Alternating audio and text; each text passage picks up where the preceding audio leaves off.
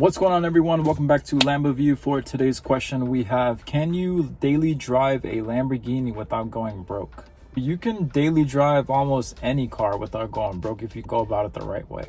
But yes, if you do daily drive a Lamborghini, you are going to have much more cost in terms of things like paying for more gas. You're going to have to do your oil changes a bit sooner, and you risk the likelihood of things going wrong a whole lot more. So yes, that is kind of a thing to watch out for. Would I daily drive a Lamborghini? Hell no. Not even because of cost, but just because there's just way too much attention that you get with this car. So much so to the point where I feel like I can only drive the car probably once a week. When you drive the car, you're gonna have random people just kind of come up to you, talk to you, ask you so many questions, and before you know it, you lose 15 minutes per conversation. And before you know it, your whole day is pretty much all gone. So by saying that, the car wouldn't be costing you in terms of money per se, but not only would you have to pay for a whole lot more gas. Each time I fill up the car, it costs me about $100 per fill up.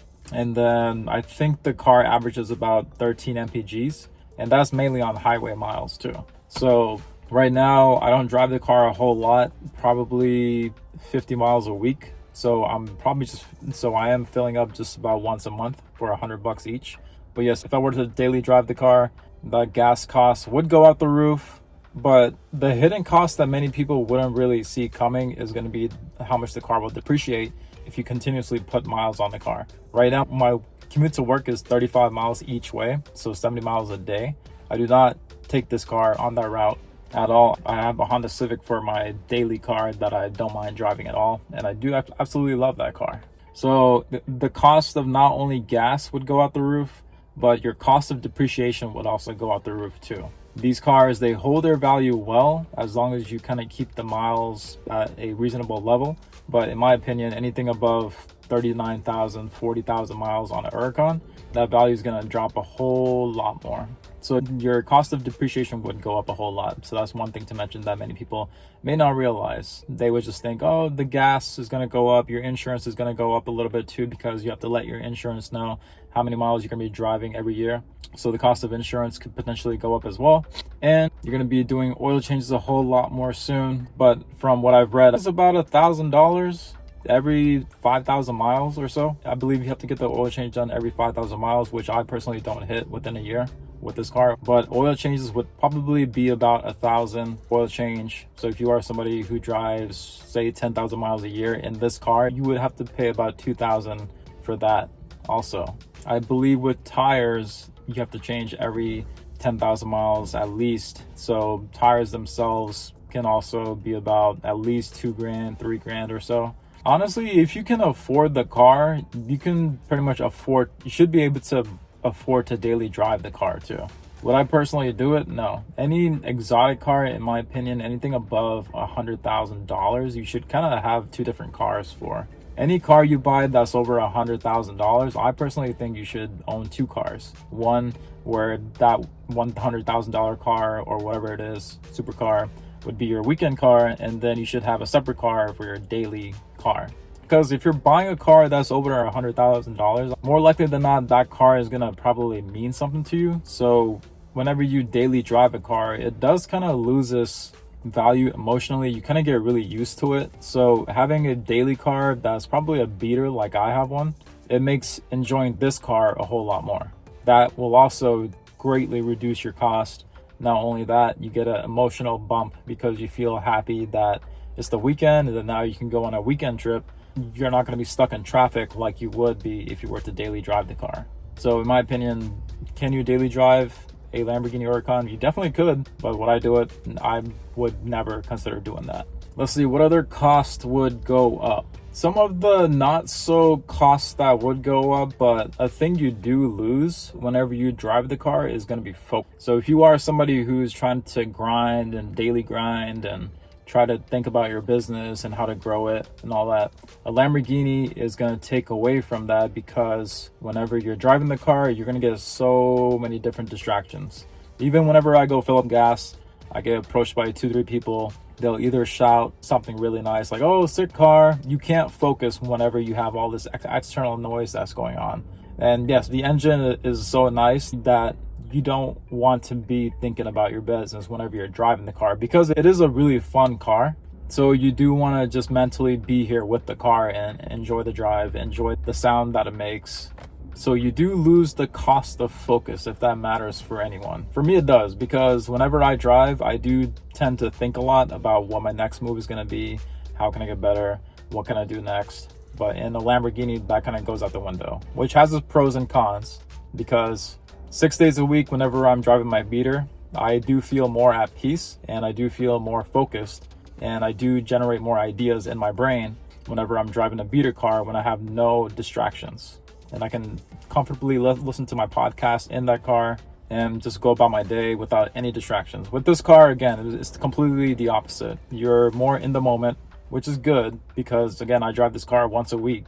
So you do need that mental break from just thinking about business or whatever it is in general. So this car does kind of give you that not exactly peace of mind, but you do get a mental break from this car. But then yes, you also get the distractions that come along with it as well. Like, I'm parked in my storage place right now, and I just had two people just kind of walk by and then gave me a thumbs up. So even little things like that, it just takes away from your focus, which is a cost to you mentally if you're thinking about it that way. I would say time is probably the biggest cost. Right now, I'm about to go do a POV of me driving to work. It's my day off today, but I have a lot of friends who just wanted to see the car who still haven't seen it yet. So I'll record the whole POV in the next video, and then you'll see exactly what I mean by whenever you drive up with the car, you're gonna have people approach you, ask you questions, give you dabs, which is all good stuff. But again, if this is something you go through every single day, it does get boring really quick, and then it does take away from your mental focus and puts you in more of a just enjoyment type of mindset, which is good. But again, for me, I just prefer that once a week where I could just turn off my brain and just enjoy life. But yeah, if you wanted my daily costs that I go through kind of on a monthly basis, my insurance I pay is about $300 a month. That would go up a little bit if I were to drive the car a bit more, because you do have to report that you're driving more on your car. Right now, I told my insurance company that I drive the car about 5,000 miles a year or so, but that would go up if I were to daily drive the car. Of course, gas would go up significantly. Right now, it's $100 a month for me driving 50 miles a week. That would go up a whole lot more, probably $300 a month if I were to daily drive the car, at least 300. If I'm driving about 20,000 miles a year, that if I were to put those miles on this car, the cost of gas would go significantly up. Not only that, more oil changes probably 3 times a year. That's $3,000 right there.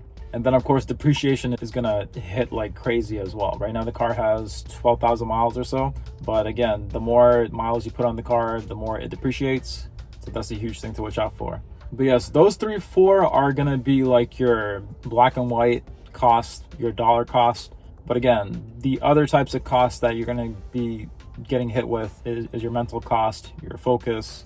Depreciation I mentioned, but that one is also a bit of a silent killer if you think about it. Your time is your most valuable asset. So if you think losing additional $3-4 a year by daily driving the car is bad for you, your time that you're going to be losing is going to be a whole lot more. Because I promise you, you drive the car, you fill up at all those gas stations, you come to a stop, you try to go to a restaurant, you try to go to a friend's house, you're stuck at a red light, people will come up to you and talk to you, and nothing wrong with that. I mean, I would do the same if I were somebody else outside the car, but that conversation will probably last you a good 15 minutes a person at least, and then that is time that you won't get back. And if your time is valuable, which if you have a car like this, more likely than not your time is valuable, that is going to be money that goes out your pocket in the form of time. So that is the cost to watch out for. The last thing to mention is that, yeah, you could just be a dick and just ignore people. Most of the time I do try to just keep my eyes to myself and just try to go about my business. But if somebody does come up to me, I don't give them a cold shoulder. I have a good conversation with them. I don't be a dick about the whole car. Some kids might be seeing it for the first time in their entire life. So for me personally, if somebody comes up to me to talk about the car, I will engage with it. I don't see myself as somebody just blowing somebody off If they say like thanks, or if they say cool car, then I'll acknowledge it. Try not to engage in a conversation. But if somebody does come up to me and try to ask me questions, I do make sure that I do try to inspire them. I think that anybody who kind of has a really special car or are at a special point in their life to be blessed enough to have a car like this or a cool yacht or house or whatever it is, you should always try to do your best to inspire people, because that is really what makes people good from great, is whenever you can lift other people up to get to the same point that you are, because that's also good karma. And then I personally think I'm still scratching the surface too. So if I came up to somebody who had a Bugatti, I would kind of want to ask them questions as well about what they did, how else I can improve on my own to get better, so on and so forth. So that's good karma. Whenever you lift other people up, people will lift you up. So that is one thing to consider. And the reason why I say that, again, is because, yeah, that is time kind of going out your pocket, but at the same time, you're doing good in the world, which is also a really important thing. So a couple of different things to consider there. It does sound a little bit contradictory, but hopefully you get what exactly I mean. All right, I'm going to do the POV for me driving to work, and you guys will see some reactions about what goes on whenever you have the car, whenever you show it to your friends. So stay in tuned for the next video. Thank you all for watching. Ask your questions right down below. Think of me as a Lamborghini mentor, and you guys can ask me whatever, and I will do a video on that. See you all for the next one.